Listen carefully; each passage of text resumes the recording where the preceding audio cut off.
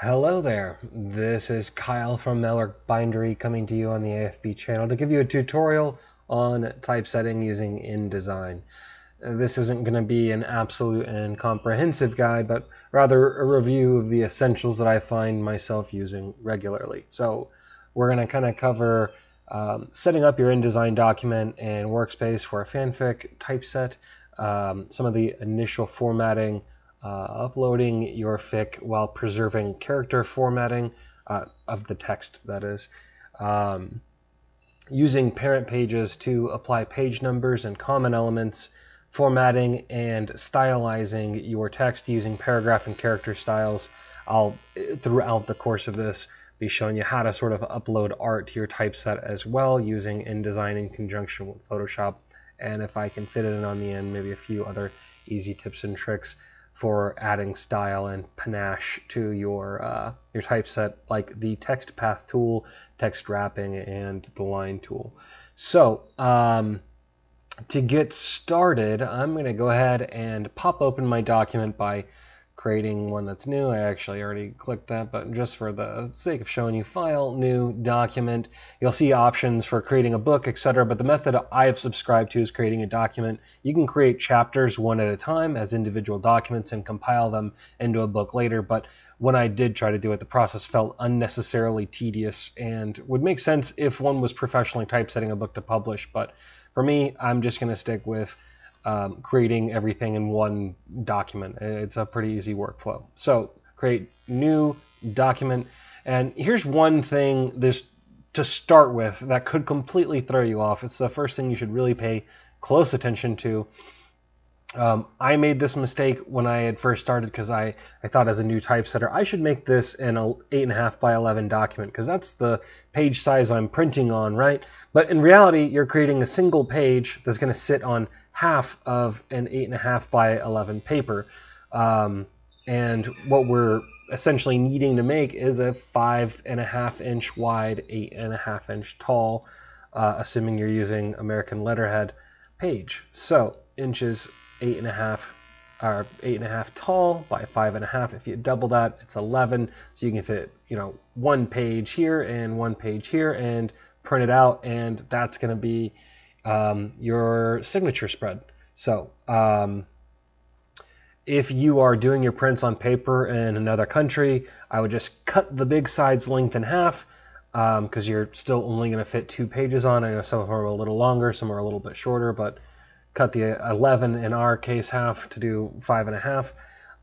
I don't set the page numbers or like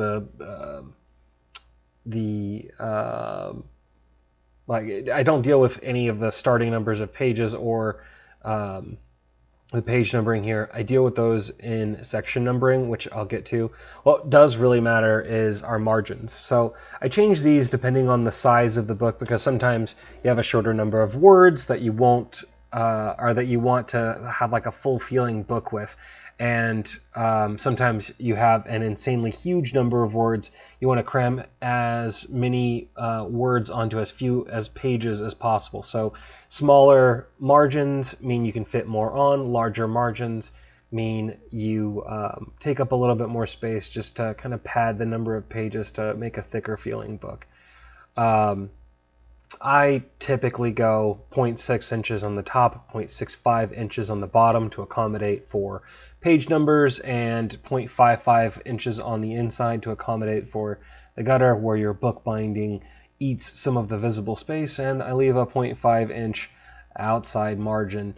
To be honest, I think you can play with anything from a half inch up to 3/4 of an inch and have a nice go of it. See what you like. I wouldn't worry too much about bleed and slug, and I'll go ahead and create from there. So if your window, like broadly speaking, doesn't look like mine, you can click on window right up here on the top row and add the character panel, the paragraph styles, paragraph and character panels, pages, layers, links, and text wrap, as well as the stroke window. Those are the primary things I'm using when I am typesetting. This top right corner right up here is where your pages are. you can add pages with this little plus sign right here. And when I do click on that, you can see it adds pages. I'm incredibly close here. And if I want to zoom out, I'll come over, pick on this magnifying glass, hold Alt, and you'll see it goes from a plus to a minus, and click, and it'll zoom me out just a little bit. And you can navigate using this little bar down here as well. So my window is currently docked behind the full screen behind Windows. I can cause it to float so that I can move it around and readjust that by hitting Window, going to Arrange, Float in Window, and you'll see all of a sudden this window is now floating around. So just to resize it for myself and be a more comfortable size in my space. You can set it up to like dock more properly, but I just prefer it to go sit here. Finally, you can hold spacebar. You see how it turns into a little hand, and use that to drag your way around and position yourself so you can have perfect eyes on this. So, initial formatting. Now that I can see what I need to see, I can do my initial formatting. And for me, this is the time that I typically start thinking about the design elements, the theme, the art, etc. on my document. And I've done a lot of that coming into this to be prepared. I usually add 5 pages in and start laying down elements like text for the title and playing with fonts to experiment how things are going to look. Right here in the beginning, I do usually keep 2 to 3 pages blank at the beginning for fly pages. Lately, I've been doing a simple title page on page 3. On page 4 and 5 is typically where I drop in my art page, and a fancy artistic title page. Page 6 is usually where I'm dropping in my colophon or the information page. And page 7 is where I have traditionally started my chapter 1. Lately, I've been kind of stretching this one spread into one big colophon, and I was thinking for this one about adding in a nice QR code linking to the fic like I've seen in some other typesets. So the spread for page 8 and 9 is where we're actually going to have the text. So why don't we go ahead and start dropping these things in that I mentioned. So we'll go up here to page 3. If you hit T, that will pull up the type tool and add a little bar going across. Oops, I didn't start all the way to the left. Oops. Then I can just type exit, center it, make it just a little bit bigger. I feel like it does add just a little bit of drama just to open up the book, and boom, there's the title. I don't worry about putting the author's name in there or anything else. And we'll go down here and do my art panel and my artistic title page. Now, as I'd mentioned, I've already done just a little bit of work creating some things. I did most of this in Photoshop to start with. I do normally do this page, the art page, in Photoshop. And what I just did is I went over here and I have grabbed this Photoshop file, and I am dragging my Photoshop file into the document, and I have created an 8.5 inch tall, 5.5 inch wide canvas. So when I click here, it's going to perfectly fill out this space. And it wants to automatically like drop into this slot. And if this was a normal kind of book for me, I'd just have that there and then maybe like a kind of fancy, smanchy sort of exit. But as I was kind of coming up with the idea for this, I kind of thought that it would be really neat to do a full-on comic book style take on this book. I don't know, it was really compelling, and I felt like there was a lot of interesting action scenes. So I did the art page, or the artsy fartsy title page in a similar sort of style, so that I just have one cool kind of comic book panel thing. So you get a lot of drama when you open the book up.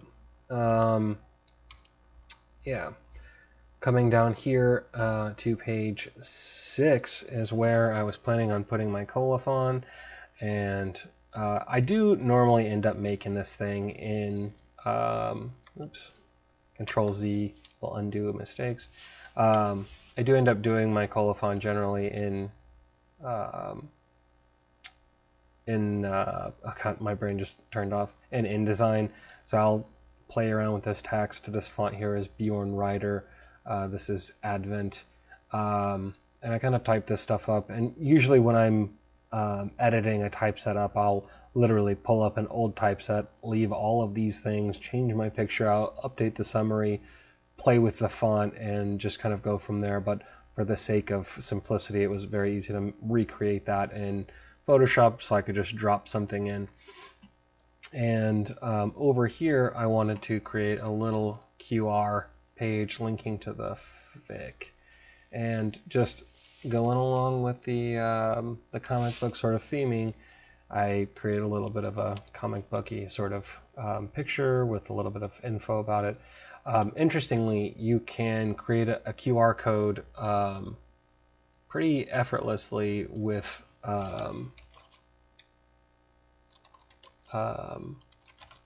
InDesign. So how you do that is you come up here to the top where it says Object and click on Generate QR Code.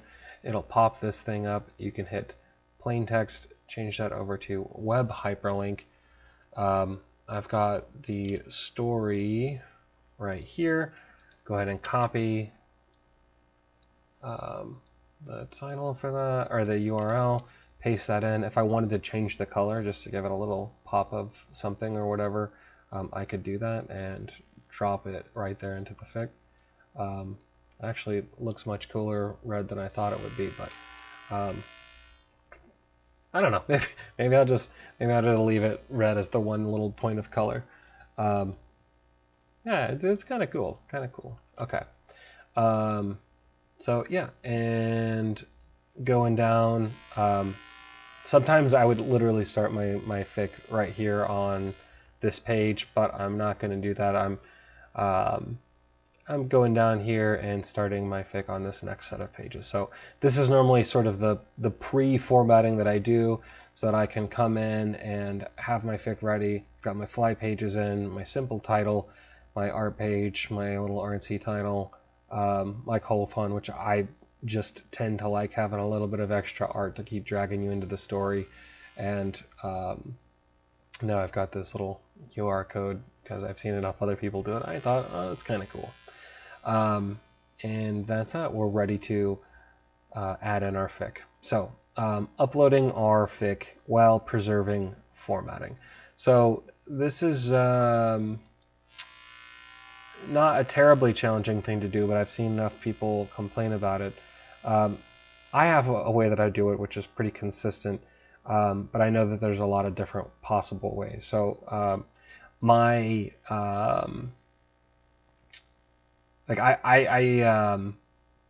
have Word and I have just about every program on the planet. So my go-to for this is using the Black Books macro over that was generated by the gal on Instagram. I think some other people out of the group use it as well. You can also download the HTML file for this, copy and paste that over. For me, I know that there's just a fair amount of work that sort of goes in to cleaning up the initial documents, and the Black Books macros basically take all of that effort out and make it so I don't have to do it. So in order to use those, you can, I'll try and include a link in the info, but you can copy and paste the entire archive of our own page. So it's just Control A, Control C, and bring it over into a fresh Word document, hit Control V, paste it in, and come up here to Developer. Hopefully you've already installed this. Click on Macros and Typeset Formatting Macro and hit Run. And from there, I should have probably had this pulled up to start with. Oops. Hang on. From there, it'll take a few minutes, but it'll run the whole thing out and copy all the notes down into the bottom as an annotation and do a whole bunch of formatting. Now, what else did I do? I kind of clicked through this, made all of the text Garamond, size 13. I did a little bit of light editing, and then I saved this document onto my computer. It's kind of arbitrary between doing it there and doing it over here, but that's just been my go-to thing for a while now. So anyways, in order to actually place it in after you've cleaned up and saved your document, if you're using the Word method, you can go up here and hit File and Place. Oh, my brain broke again. And double click on Exit, and it's going to take just a minute to load that up. So just be patient. Definitely don't go clicking around. What you want to do is, once it's ready, like it's about to be, you're going to hold down Shift when you click. Holding Shift is going to let your text auto-flow onto multiple pages, and you'll have enough pages to accommodate the full body of the text. Magnificent, right? If you don't hold Shift, it would just fill out this one single page, and down at the bottom you'd get an overflow error saying there's more text you need to drop. If you do that, you can click the little plus that shows up and go click elsewhere and keep dropping it until it's done. But for the sake of this, we're going to go ahead, hold Shift. You see how it just changed right here by the cursor to the little snaky thing, and click, and it will auto-flow the text onto the entire document. Normally, you keep on seeing these pop up and go away. I'm just pressing W. It just cleans the guides and stuff out. So it should have auto-flowed them all onto full-size pages, just like that. And that's great. It looks exactly like I expected it to. Next step up is using parent pages to apply page numbers and common elements. So before I tear into fixing up the text, I want to go ahead and make sure that my page numbers are handled and any other common elements, like the author and title and any other pretty symbols or small illustrations to add character to the text. I do that in InDesign using the parent or master pages. You can see it right up here on the right-hand side above the Pages panel. If you double-click this part where it says a parent, it'll bring you to this blank page spread. Now, these are going to automatically apply to every single page in our document. So why don't we go ahead and add our page numbers. So to do that, we're going to create a text box, and I typically put my things anywhere from like the middle or the top or the bottom. You'll see it done a lot of different ways. I usually will center it out. Make sure you've got enough space in this text box so that once it gets up into the 3-digit numbers, it'll accommodate the full size of your text. I want this to be Advent, and basically once you create the text box, you want to go ahead and add the character that's going to generate the pages on each page. So you'll go up here to Type and go down here to Insert Special Character, then Markers, and then Current Page Number. And it'll just say A. Magnificent. I'm just going to get that positioned exactly where I want it to go, which is just touching the edge of where the text is going to go. And I don't just want this on the left-hand side of my spreads. I want it on the right-hand side as well. So if you hold down Alt and you drag, it'll place another one of those boxes anywhere. Now, if you hold Alt and you drag and you hold Shift, it'll hold it in a steady line with where the other one goes. So I want to put it in line with the other one, just inside of that little edge of the box, and these have plenty of space to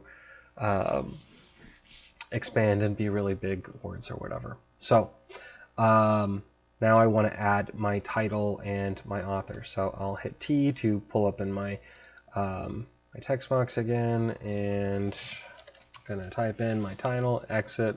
As I'd mentioned, Bjorn Writer is my like go-to cool font for this thing. 12 looks cool. You don't want it to be too crazy big or anything else.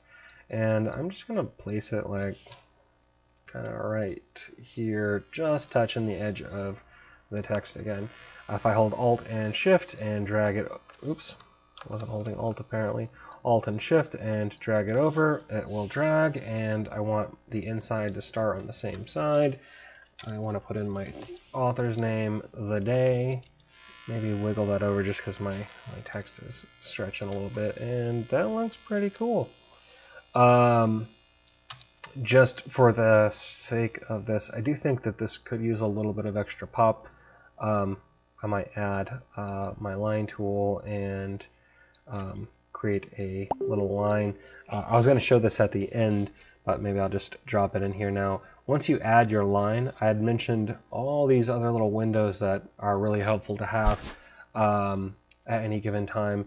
If you see over here this stroke box, everything in InDesign wants to have stroke added to it as an option, like text boxes or anything else. And what you can see here is this is my line, and these are all the settings for my line. So if I made a big box, it would give me options to change the corners of my box, but in this case, it's giving me lines. And just to add a little extra pizzazz or character, I can pretty much click on any of these things and make it look any way I want. I'll just go triangle with a solid circle. Actually, let's reverse that. Let's go, ooh, barbed with, oops. I started on the other side. Let's go solid circle to a barbed tip, and that looks pretty dope. Just position this guy a little bit, and he looks pretty cool to me. I don't know if that's going to make it to the very end, but let's just say it is. If I hold Alt and Shift and drag it over here again, it'll be the same exact length. I'll just need to flip this back to barbed and this over here to solid circle. And now that'll be on every single page in my document. What is sort of interesting about the parent page is it's going to be cool because it's going to be on all the stuff I want it to, but it's also on the pages that I don't necessarily want it to be on. You might ask, why isn't it on these? It actually is on these. If I move this, these are just full panel pages, so they're covering it up. I don't need to worry about them, but I do need to get it off of here. And what you'll see is, oh no, I can't click on them.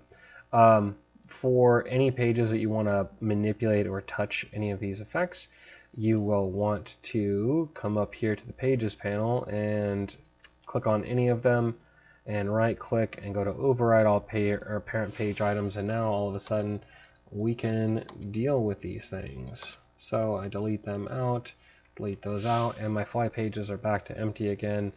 All that stuff's hiding behind all of these, and I don't really need to worry about it. And I do want my pages to start here. Now what you will also notice is, oh shucks, this is page number 9. It took me a while to figure out how to deal with this, because a bunch of my typesets actually start on page 7, which is kind of annoying. The way you fix this is you just come up here and you right click, and you right click on page 9, and you come down to numbering and section options, and we're going to start our page numbering at 1. It's going to say this, it doesn't matter, just click fine, and now that is officially page 1. Now this looks really stupid with the number 8 over here, so I'm just going to clear that out by overriding all parent page elements, deleting it, and now our story is officially starting over here. If I want to, maybe I can add a little piece of art or just a little cutesy something that's story relevant, just as like a single silhouette item or whatever. Just add a little character, but I didn't think that far, so I'm not going to deal with it right now. It is also possible to use parent pages to add a chapter header to all of your chapters. So if you've taken the time to think of this really elaborate chapter header that you want spread on everything and you want that look to carry over, you can spend that time creating something compelling on the parent page, which you can drag to your chapters individually. If we right click up here where it says parent page, you can see where it says new parent. I'm going to go ahead and click that and going to add parent B. It's 2, it's the same size and everything else. You scroll down, you can see it. I have actually made a Photoshop file that is representative of my chapter headers that I'm going to drop in, and it is right here. And that's cool. So that's now going to be on all of my chapter pages. But what else are we missing? We're missing our page numbers. So I'll come back over here and I'll copy these items and I'll paste them back in here. I should have probably clicked on this first. And oops. Paste these guys in and drop it. That's probably fine. If I was really caring and whatever else, I would look it back up. But that way it is going to show the page number. And it's marked as B because I'm on page B. So you can see the proof in the pudding if we come down here to this and we click on this B parent and we drag it to this page and boom, now that's applied. If we had not done that little chapter header thing down at the bottom, that wouldn't have been visible. So now you can also say that my text is now overlapping. This is not a problem. We're just going to grab this and drag it down here, and now the story's starting lower. You can see I had an idea to just go ahead and add in the word chapter and some cool compelling writing so I could deal with it. If I go back up to my parent page, we can fix that the way that I planned on it. Make this text Bjorn Rider and big,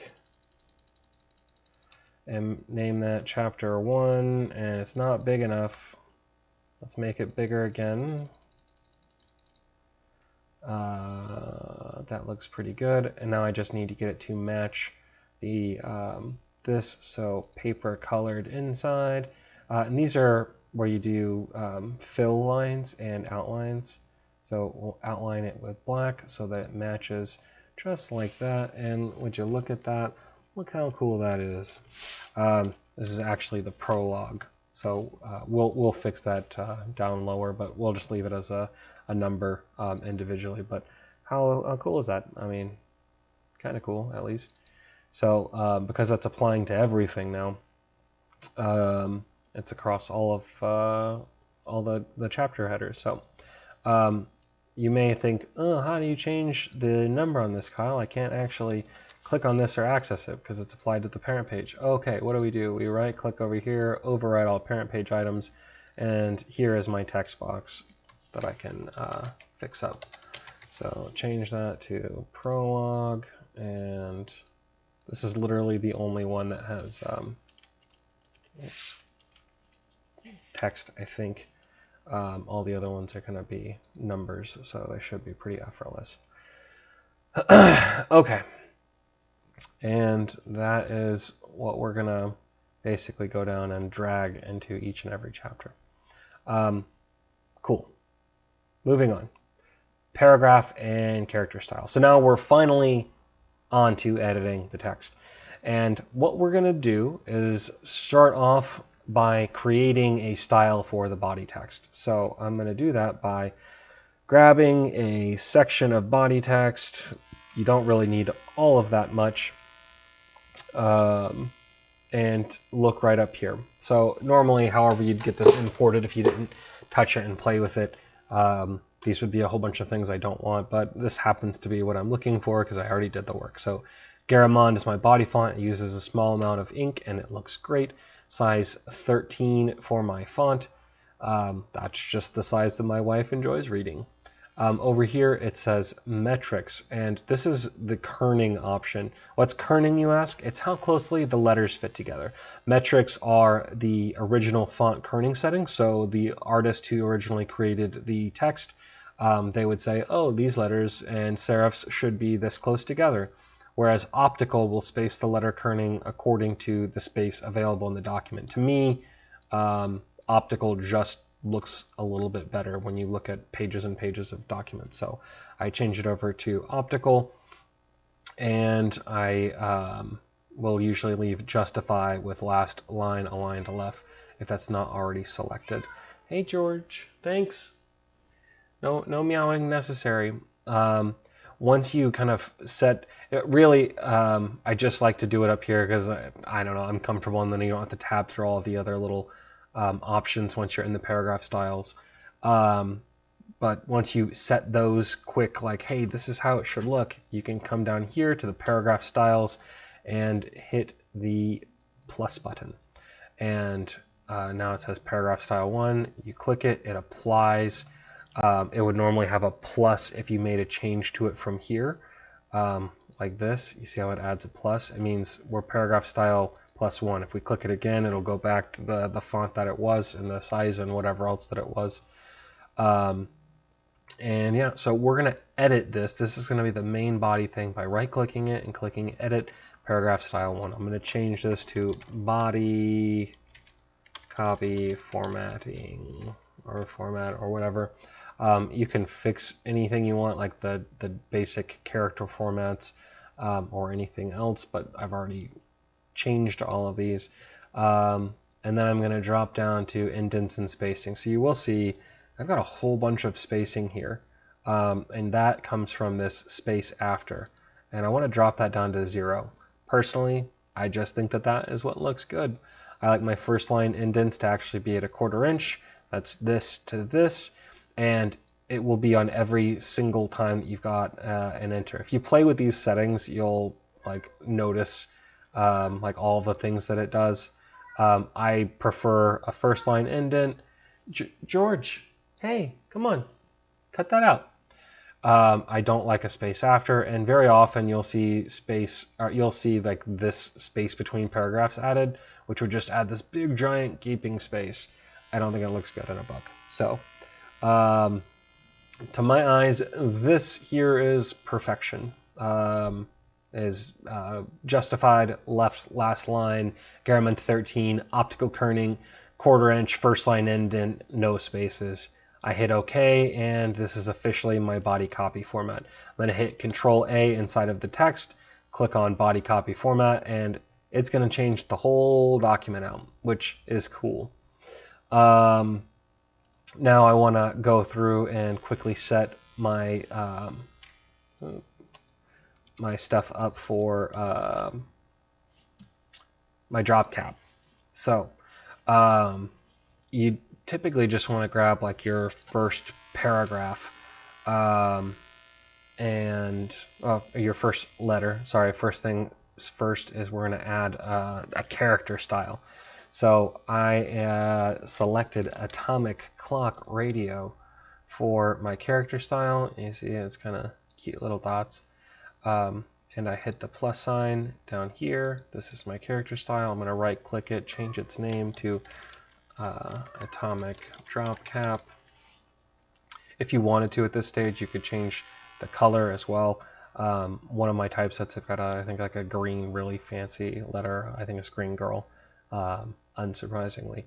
But I'm not going to mess with any of that. I think this looks fine just as it is.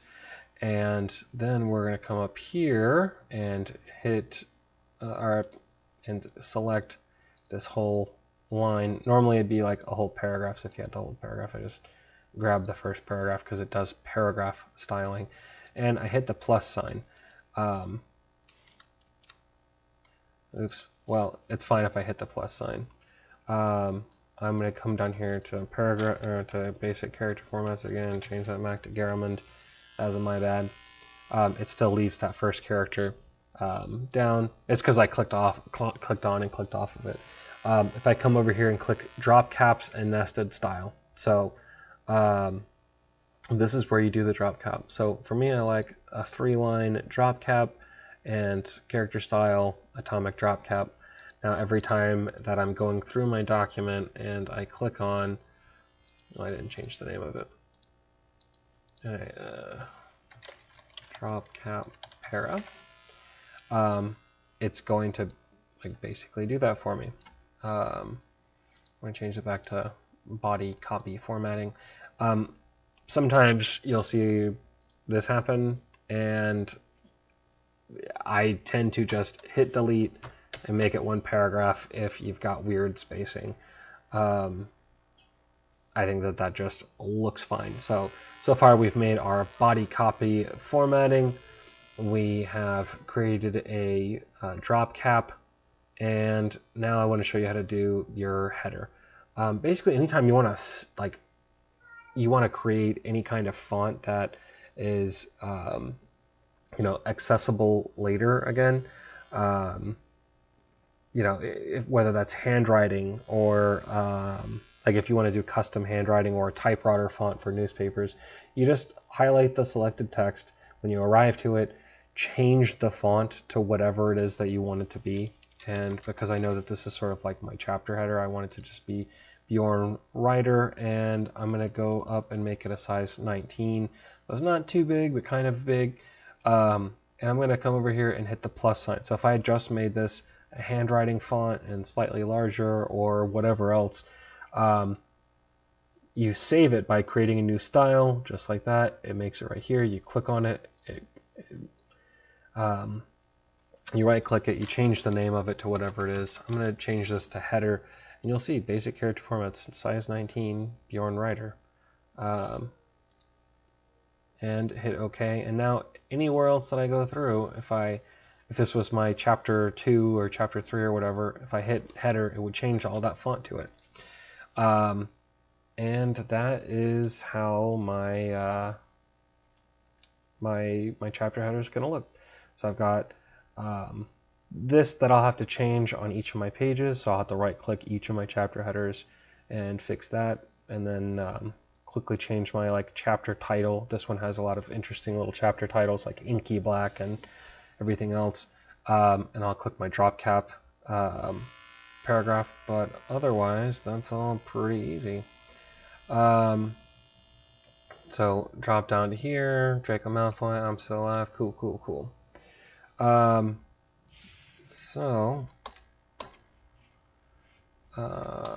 Ink black, blah, blah, blah. So here's how I would approach this literally every time. Here's my B parent. I'm going to click on that. Oops. I'm going to click on my B parent and drag it to page 5.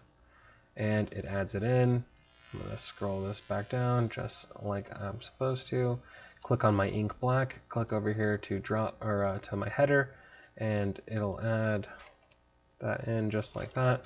It's probably better not to hit enter, but to just drag it down just a little bit so that it doesn't mess with that. Hit enter and select my first paragraph. Hit drop cap paragraph, and that's my page 2. Very easy. At some point here in the near future, I'm sure I'm going to see the star of a line break. So there's 2 ways to deal with line breaks. One is if you are manually going through the entire document, you can create a character format over here that you can, I see it, I click it, I hit on the character format, and it does exactly what I need it to. Or you can do what I have typically done in recent ages, which I know that I want these to look like, I want them to be a webding, so that they're a character font that flows with the text of my document. I want it to be centered and in a font called, I think it's called Calit. Yeah, that's what it is. Just some little cool skulls and stuff. I want it to be bigger, and I want it to be one that's like real generic. That one's pretty generic. That one's pretty generic. That was E or D. Oops. Ooh, L. That one looks pretty cool. So I'm going to copy this, and I'm going to hit Control F, open up my Find, Change, and type star, star, star, and change to the letter L, and change the format to, I really should have looked at the size of that. Oh, it's Calit 37. Basic character formats, Calit 37. So it's going to change all of the star, star, stars through the whole thing to a letter D in Calit regular size 37. So find next, change, and shucks. There should be an option in here, I think, for justifying it.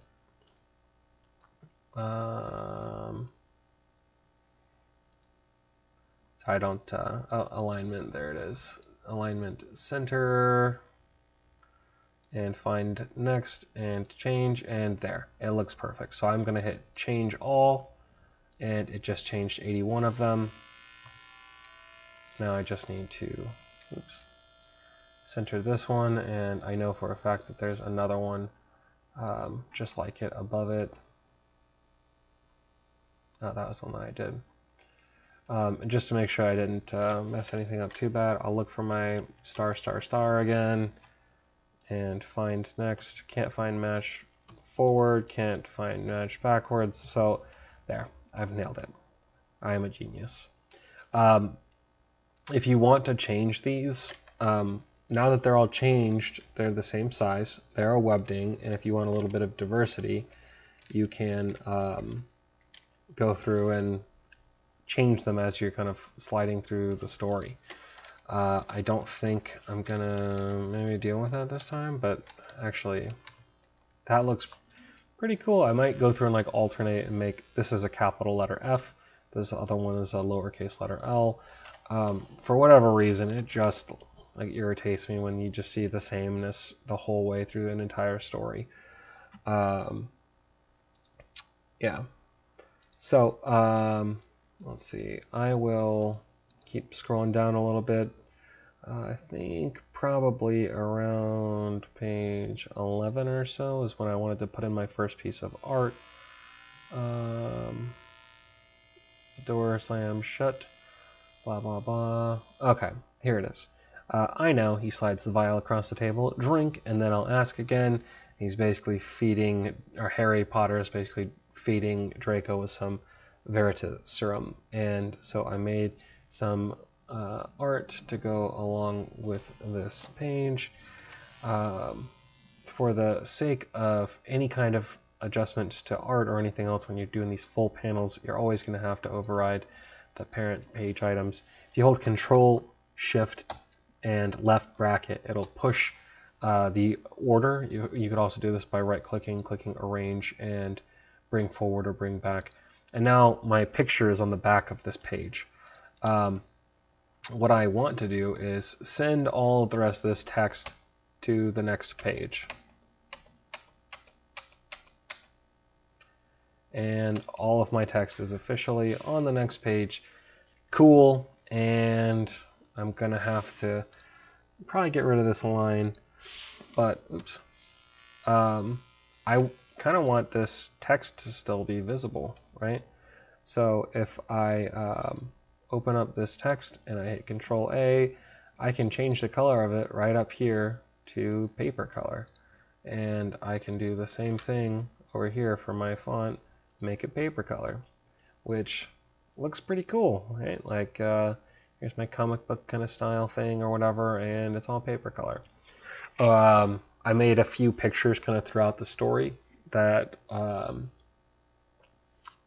of get dropped in here and there. But basically from here on out, all I'm going to do is scroll down, find the next chapter. I think this one was particularly long. And I already know that I delete all of this crap. And, whoa, keyboard. Oh, sorry, my computer was running a little bit slowly. And then it started doing some nonsense on its own. Go back down and find that again. I'm going to delete this stuff. And I'm on page 27. I'm going to grab my B parent, drop it down, override all parent page items so that I can manipulate it again. Click on this so I can make my thing drop down to here, I think is where it was. Change this to header. And that was pretty close. At some point when you do stuff like this, you end up getting like the feel for what you've done. That's like a little bit far enough down. I'll drop it in the future. So cauldron black and change this to, please, George, why are you so sad? You have food, I know it. Hit my drop count paragraph, and because I know that this is available. Oops. Sorry, I'm all kinds of flabbergasted because my cat is just meowing at the top of her lungs. This is where my box is, chapter 2, and I'm not 100% sure that this is actually chapter 2, but I'm pretty sure it is.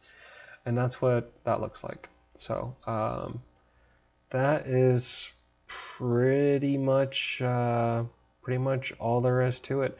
The only other thing that's maybe potentially worth sharing and talking about is if you're trying to make interesting characters or interesting whatever, to add a little bit of dynamicism to your typeset, there's a couple of quick things that I thought were worth pointing out. One is using the text path tool, another is text wrapping, and one is the line tool. So let's see, text path tool. Basically, if you want to create a piece of text that follows an interesting path, you can create a line using the pin tool. If you don't know how to use the pin tool, it seems pretty self-explanatory. You create a point, drag, and it adds angles to whatever you're working on. I think I'd mentioned earlier, everything wants to have a stroke in like Photoshop or in Illustrator. So you can see that very gently has a black line attached to it. If you go over here and look, you'll see it says wait 1 point. If I change it to 0, this is now strictly a path. If I want to add text that follows this path, so it's got a lot of character, I click and hold over here, click type on a path tool, hover over this until you see the plus, click on it, and now I can type to my heart's content, take what you want, and kill him already. You can see how there's some potential for that to add some like interesting, whatever to your story. So that's about all I've got for you guys. If you have any other questions, let me know, and I hope you enjoy and make some cool stuff out there. Oh, just kidding, before I go, I was going to show you text wrapping. Here, really quickly, I have another picture that I was planning on putting in around page 55, which is where Luna comes into the story. Look Good produces a graphite black notebook for her pocket. She's getting ready to take some notes on what's going on with Draco. So I'll come drop this page on here and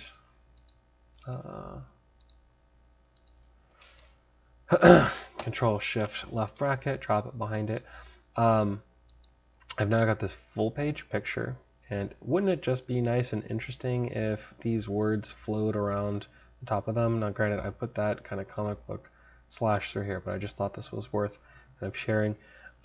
If you had just an interesting object in your text, or if you wanted to have the text otherwise flow around whatever you're creating, you can come right over here to this text wrap and object styles box, And you'll see it has this little button that has, it looks literally like the text is wrapping around the object. It says wrap around the object. If you click it, oh no, it disappears. You have to go down here to contour options. It says type, same as clipping. Click on that and click select subject. It's going to select the subject in the picture, and it's gonna start formatting the text around. And I promise that can look really cool sometimes, but because I've got this line added over the top, it's adding all of this extra space. You can go in and manually manipulate these lines. Oops.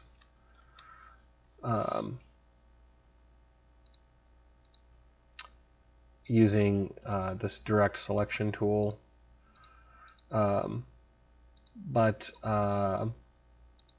that's just lesson for another day. It's worth clicking around and playing around with if you want at some point. So that's all I've got for you today. Hope you enjoy creating some cool stuff out there. Bye.